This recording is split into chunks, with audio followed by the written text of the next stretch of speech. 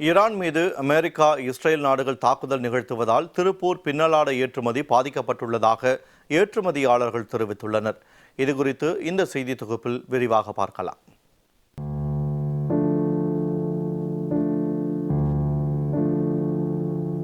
இதுகால் வரைக்கும் நாம் சந்திக்காத ஒரு சூழலை திருப்பூர் தொழில் நகரம் சந்திச்சுட்டு இருக்கு.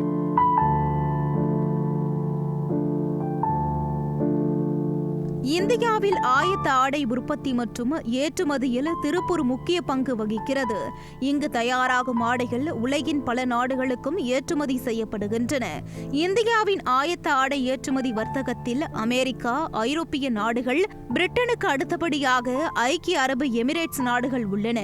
தற்போது ஈரான் மீது அமெரிக்கா, இஸ்ரேல் இணைந்து தாக்கி வருவதால் கடல்வழி மற்றும் வான்வழி போக்குவரத்து முடங்கியுள்ளது. இதனால் ஆயத்த ஆடை ஏற்றுமதி வெகுவாக பாதிக்கப்பட்டுள்ளது.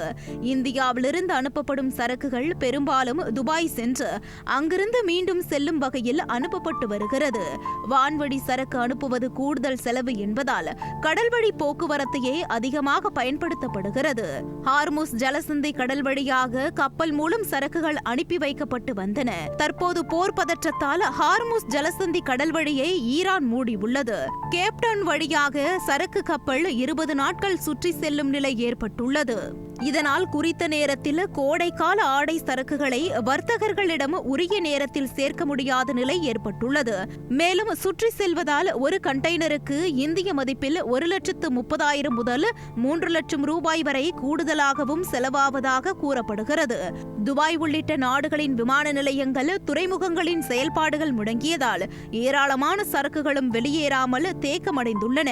இந்த பிரச்சனைகளால் திருப்புர ஆயத்த ஆடை ஏற்றுமதி வெகுவாக பாதிக்கப்பட்டுள்ளதாக ஏற்றுமதியாளர்கள் தெரிவித்துள்ளனர். இப்போ கச்சா எண்ணெய் பயணிக்கிற அந்த வழித்தடங்கள் எல்லாமே சிரமத்துக்கு உள்ளான வழித்தடங்களாக மாறிடுச்சு. ஏன்னா எந்த ஷிப்பில் எது வேணாலும் பாம்பு போடுறாங்க.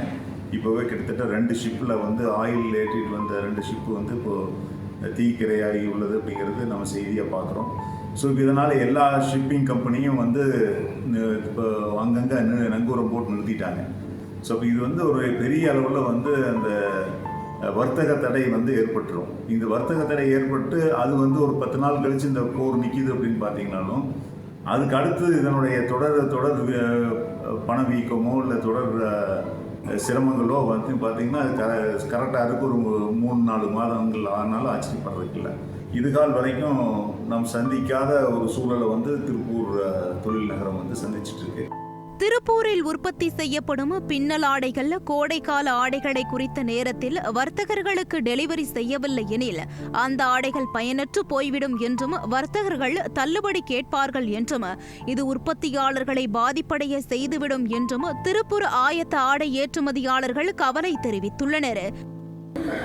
திருப்பூரை பொறுத்தவரை இங்கிருந்து செல்லக்கூடிய சரக்குகளாகட்டும், இங்கிருந்து பயணிக்கக்கூடிய பயணிகளாகட்டும், பல்வேறு வெளிநாடுகளுக்கு, அமெரிக்கா மற்றும் ஐரோப்பிய நாடுகளுக்கு பயணிப்பது கிட்டத்தட்ட ஒரு 75% பயணிகள் துபாய் மற்றும் துபாய் மற்றும் ஐக்கிய எமிரேட் ஏர்லைன்ஸுகளைத்தான் உபயோகித்து பயணிக்கின்றார்கள். அதற்கு ஒரு கடும் பாதிப்பு இருக்கும். அதே போல்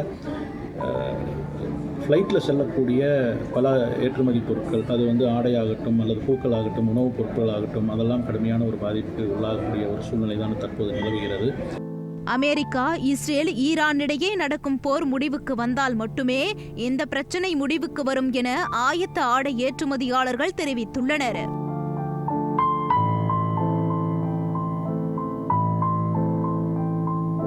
இதுகால் வரைக்கும் நாம் சந்திக்காத ஒரு சூழலை திருப்பூர் தொழில் நகரம் சந்திச்சுட்டு இருக்கு.